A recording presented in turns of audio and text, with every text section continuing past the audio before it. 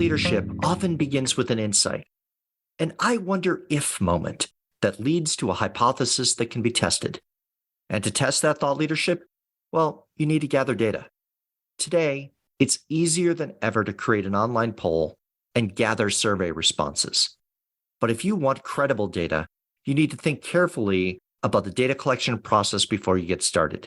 In some ways, data-driven thought leadership is similar to academia. You have to be prepared to show your work and receive feedback and critique.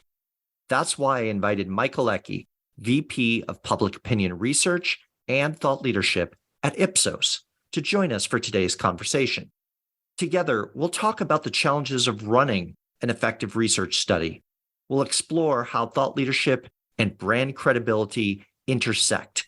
And we'll talk about aha moments generated through thought leadership research. I'm Bill Sherman, and you're listening to Leveraging Thought Leadership. Ready?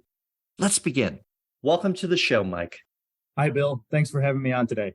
So you and I have been working and chatting back and forth over the last couple of years, and I want to start with what on the surface is a simple question. What is thought leadership from your point of view, from Ipsos's point of view? Certainly, that's a great question. And I think as many people that work in thought leadership, there are as many opinions on exactly what it is. I will say that I like to define thought leadership by the elements in which it is comprised. And I think about what makes for good, strong thought leadership. And I think about what brings something new to the table, what brings a novel idea or creates a certain reaction amongst the desired audience to have a groundbreaking aha moment. And so I think about thought leadership as having these new ideas that make people think about something new or think about something existing in a new way that drives a change or a reaction in their behavior. And really the range of topics typically spans everything under the sun. You can conduct thought leadership around every topic. It just matters on how you look at that topic, the data that you have to support your position, and how it generates a reaction from people seeing it or hearing it for the first time. I think that's a really good high-level sort of lay of the land on thought leadership. One thing that I would add, and I think we can go deeper on, is that usually thought leadership begins with either an insight by an individual or even sometimes just a question of, hey, I wonder if, right?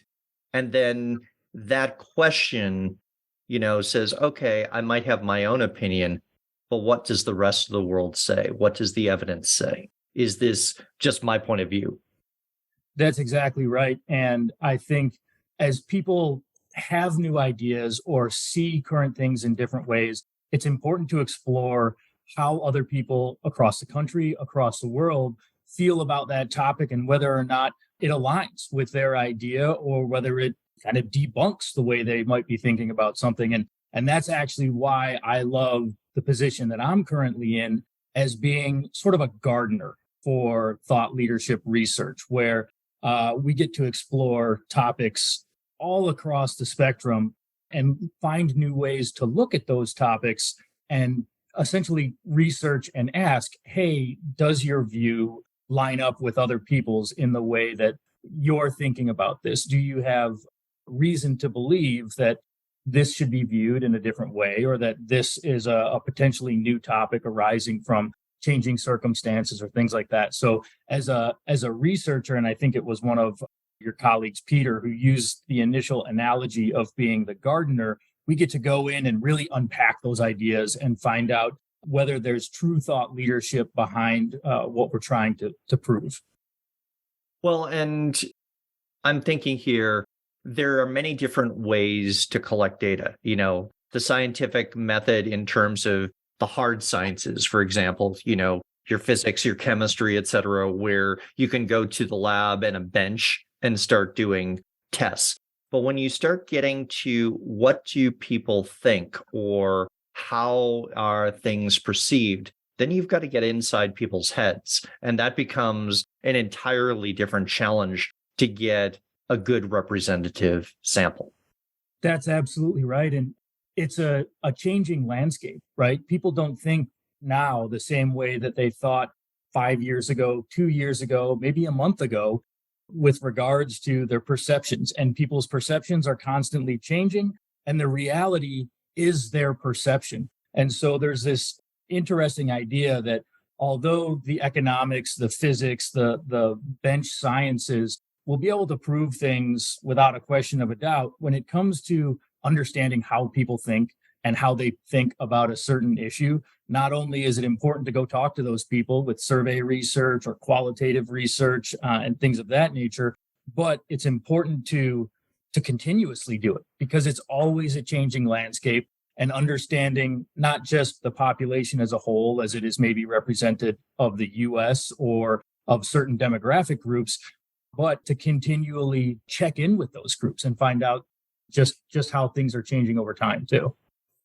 Yes. So if you're creating what I would say is like an index, right, where you're measuring public sentiment on a regular basis, and here I'm thinking of some of them where you say, okay, we want to measure the public's opinion on topic X, whatever it might be, and we have a certain set of questions we're going to ask.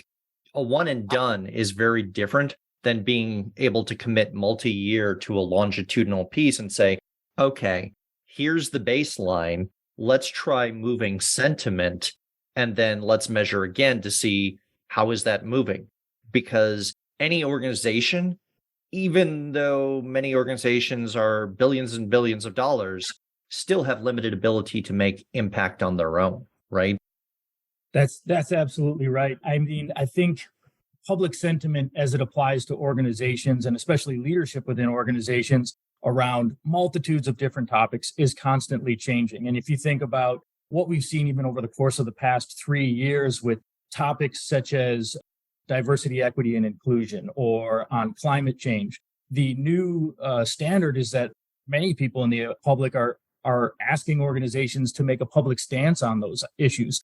And in order to make a public stance on issues, whether it be climate change or social justice or things like that, it's important that organizations understand not just how their customers, but how the public in general feel about those issues and feel about them as an organization taking a stance on those issues. And in order to do that, having a really good, high quality representation of what your customers and what the public is thinking about those issues allows those organizations to take a data driven foundational stance that supports where their business is and how they feel about different public policy issues and different types of stances that they need to take. And so it's not just a here's our public affairs sort of voice, but it is a foundational understanding that they can communicate to their customers and potential customers, but also help generate and cultivate the culture of their organization and where they want to fall. So you and I have had interesting conversations of getting that sample together, right? And trying to understand the ways. And you talked about how people perceive things and reality changes. I think the ways of reaching people have had to adapt as well. And I want to talk to you a little bit about that because we were talking at one point on a project and you said, okay, do you want a representative sample of the US where we can mail out surveys to, random addresses across the US, or there's phone, there's online, there's so many different ways to try and catch people. But at the same time, the population that is looking at an online survey is probably different than the people who are opening their physical mail and saying, yeah, I'll respond to this, right? So how do you tackle the question of figuring out the right sample? I think talking to the right people and asking the right people the right questions is probably one of the most important things or critical things to get right in conducting research. And sometimes folks just want a representative sample of the United States, a microcosm of what it would look like if you asked all 400 million-ish people in the US the same question. We've got a research tool that does that without having to ask 400 million people questions. Sometimes the target at hand is a little bit more demographically specific, either by race, ethnicity, age, socioeconomic status, etc. Luckily, our organization has tools that kind of fit every need. And to that end, sometimes we will find those hard to get to populations or folks that just have a a pre-existing medical condition or have a certain economic status in a certain geographic area as well. So really, we like to start with the end in mind and say, okay, who are you trying to communicate to?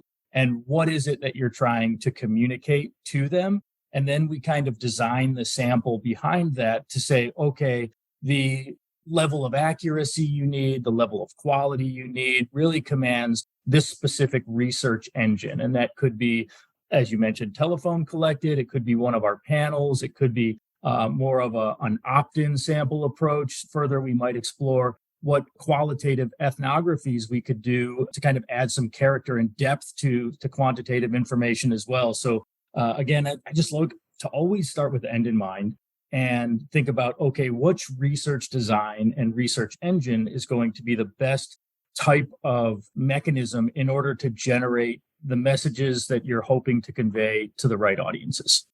And to build on that, the piece that I would say is choosing the right engine is fundamental to getting clarity from the data, because you could go ask a lot of people, but if you don't have the right sample, you're likely to have data that's not representative of what you were looking for. And then you scratch your head and go, well, that doesn't tell us what we really wanted to know. That's exactly right. And it all comes down to that sample. And, we do a lot of business to business research as well, where we're asking people about their professions and their relationship with their organization and the types of tools and techniques and futures that they may see within their industry. And to that end, finding that person can be extremely difficult to make sure that they have the right level of experience and awareness of their organization's interaction with the world or their customers or their market or things of that nature. And so, again, it is paramount to ask the right people the right questions, and finding the right people and really defining who that sample is going to be up front is critical to having something to say on the back end.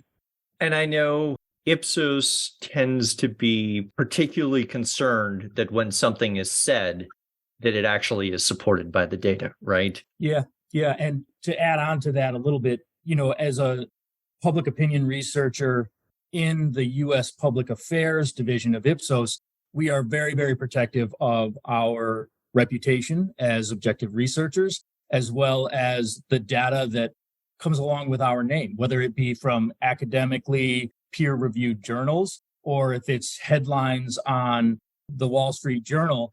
Our brand name is going to be associated as the researching entity of record. And along with that, we're going to make sure that the data we've collected, the way that we've answered those questions, the sample, the people that we've talked to, is made publicly available for interested researchers, journalists to go in and find and to check. And that's our reputation to stand on. That's exactly how we structure our business, and is a necessary foundational support tool for all of our clients that do research with Ipsos, that want to stand on a very strong platform when they say their message, to say, hey, this was world-class quality data backed by Ipsos. Here's the science behind it. Very few casual readers get into that sort of level of detail, but many of the journalists will. And you have the people who look at the top lines, and the people who go with the crosstabs, and then people who want to look at the raw data itself and say, okay, does this really check out and does it hold up?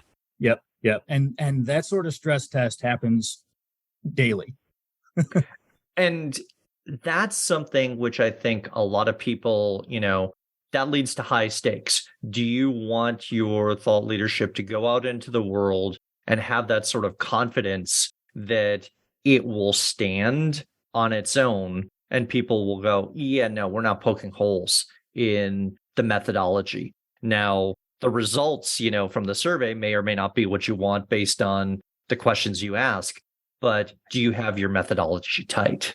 Yeah. And there's definitely a minimal bar at which all research organizations, not just Ipsos, have to get over in order to be with ABC News or the Washington Post. Right. Or Forbes. And, that's a very important relationship that Ipsos holds as well, where folks see the Ipsos name and they say, well, we know this is going to be quality. I've checked their methodological prowess before, and I've seen what their sample looks like. And so to that end, we are very, very careful to make sure that if somebody is building something that they're going to say and shout from the rooftops that their methodology is gold standard and is going to be acceptable and promoted through media outlets, journalists, kind of across the country and really across the world.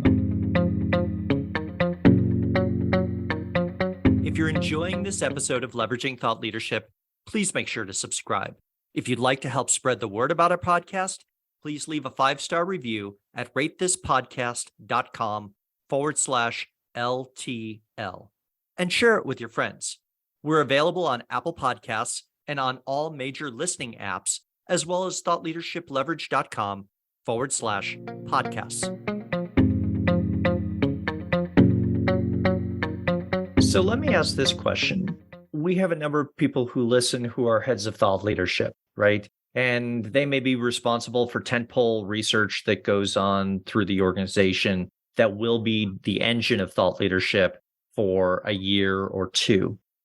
What is it that you wish people who were responsible for thought leadership within organizations were thinking about? What advice would you give to help them work with a research partner better? I think that's a great question.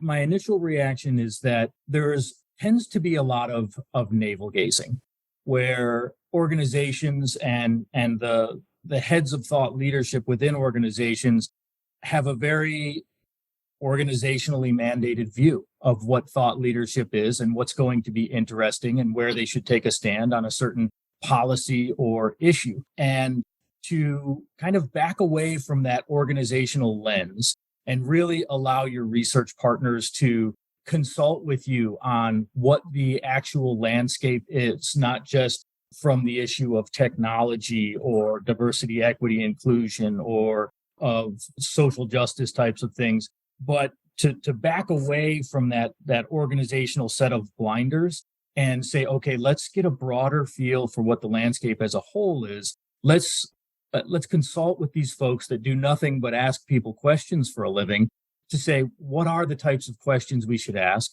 How should we ask them? And what can we expect as a result on the back end to allow us to create that firm platform to stand on when we do go forward with our policy messages? And so I would just say, in very, very short terms, step out of the box and think very wide angle view of the issue you're trying to attack, and start with the end in mind. So do you wind up sparring in a good way, intellectually sparring with folks in terms of the types of questions asked and expanding some of the range on that and say, well, if you're doing this, you might want to ask this too? Yes. The short answer is yes. And really it's good sparring. I've never had a questionnaire creation process that was a one and done. It's always iterative and always very back and forth complimentary of, well, we see using this word this way, but I see how you're using it this way. And there's no wrong opinions. As organizations, they may want to ask really sophisticated questions about technology or something. And you say, well, the average American is not going to know how algorithms affect their daily life and interaction with the internet. We need to back that language off to say and ask it in a different way, if that is your audience. So the idea is very much a consultative, back and forth, intellectually sparring relationship that typically results in the better questionnaire and typically results in the better data on the back end. And you mentioned something which I've seen again and again in research as well that we've done, where depending on how you ask the question, you can get very different responses to something on the surface which looks very similar, and then it depends on how people interpret your question rather than what you meant to say. That's exactly right. And question wording is paramount. And I will also say that people change throughout the day. So you can ask the same question twice, which we prefer not to do, and get different answers, because the only constant is change. And even how people think about themselves and identify themselves changes over time. And so you have things as simple as demographics that can change over time within the same survey respondent. And you also have things, opinions and perceptions. People might just be having a bad day, which is, again, just the importance of of not just taking one temperature check on a specific issue, but taking a temperature check and then going back to the same or similar population and taking another temperature check. And we call those tracking studies, and we do a lot of them. We did a lot around the COVID-19 pandemic. We do a lot now around climate change and social justice issues. And it's just part of our job in keeping a finger on the pulse of America as it comes to politics and those issues that are just so hot in just about every news station around the world. So you have a position similar to mine where we aren't inside of one organization conducting thought leadership, but we touch many different organizations. Have you seen any patterns of late? And as we record, we're in February of 2023. What sort of themes or patterns might you be seeing in terms of types of questions asked or research being done from a thought leadership point of view? Sure. That's a great question. And I think right now, the topic that tends to be on everybody's mind is climate change. And that's really a global phenomenon. And now the government and the policy changes that are happening are impacting, no kidding, bottom line businesses. And so if businesses have not explored the topic of climate change, how they contribute, what their role is in the greater conversation, it's time to do so, because sooner or later policy is going to force almost all organizations to understand what their carbon footprint is and to understand what their supply chain's carbon footprint is and to contribute in a meaningful way to reduce climate change. That's one of the things that I've seen be very, very particularly of high importance to all organizations. Obviously, there's the conflict in Ukraine that has been very important as well. We have an ongoing index for American politics on what we call two Americas. So we have a very divided country politically right now between the left and the right. Of course, the diversity, equity, inclusion, and the social justice topics have been growing pretty steadily as well for the past 3 years, as we saw George Floyd and the resulting protests and a lot of organizations forced to kind of publicly take a stance on those somewhat controversial issues. And so we constantly have been kind of the foundations and the research engines behind those types of topics. One thing I'll also say that excites me personally about research and thought leadership research in particular is the thought leadership research for good. And when I say good, it's not just for the good of the organization and for the platform that they want to create to stand on, but it's also to create good, positive change. And I'll give a really quick example with some Please. work I've done in the past. We were working with a very large global non-for-profit out of Washington, D.C., and they're interested in an idea of financial inclusion. Financial inclusion basically is defined as people having access to financial services, and that means banks or digital wallets and things of that nature. Well, across the world, there are quite a few people who are financially excluded, meaning they don't have access to a bank or digital wallets or the ability to save money and things like that. What we know is financial inclusion increases financial health. If you have the ability to save money and get guidance and learn about how money works, then you can increase your financial health and save money. Well, by researching that and creating a new data set around the idea of people's access to financial services, we were able to spur enough interest and change in communication where big financial firms, the credit card issuers of the world, the Visas, Amexes, MasterCards, et cetera, got interested because they said, hey, this is not just something that's going to help good, but it's going to be good for our business. And then we, no kidding, changed the number of people globally that have access to financial services as those companies saw the commercial viability of reaching out into new markets and creating financial services available to folks that previously didn't have it. And so then you're actually making people's lives better. That starts all with that idea of let's do some research on financial inclusion, spread the word, and generate some momentum of companies that can actually help solve this problem while creating new markets for themselves. And that was one example of a project where I feel really proud to have been a part of it because we helped make people's lives better. I love that example. And the story that you tell in terms of the individuals and being able to measure a problem, right? In that case, the underserved financially. It fits with something I talk about in thought leadership, which is making the invisible visible, right? Now, if you're someone who's underserved financially, you obviously know this and it's very, very visible to you and probably your family and those you love, et cetera, right? And your community. But from the larger institutional or policy level, the problem may not be elevated enough, or the opportunity in your case where you mentioned and said, hey, there's a lot of credit card issuers that said, oh, we can serve that market. We can find a way that serves them. You have to make it visible and you have to get it into the hands of the right people and have them comfortable that they can trust the information, right? That they say, okay, you've dotted the I's, crossed the T's. Great. Now we can move to the question of, well, what can we do about this? Or what does this opportunity allow? That, I mean, you say it so eloquently and hit the nail on the head, but that's exactly right. And it's finding those questions are what is the invisible currently? So we found the invisible financially underserved folks.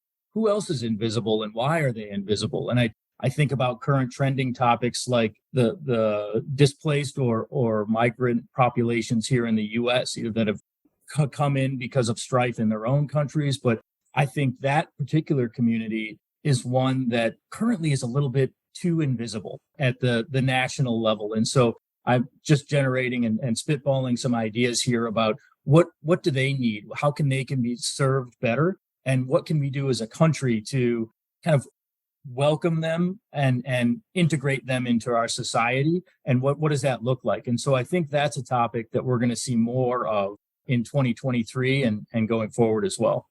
So I want to ask a question and I want to turn the attention to you. How did you get into the world of thought leadership? What's your story?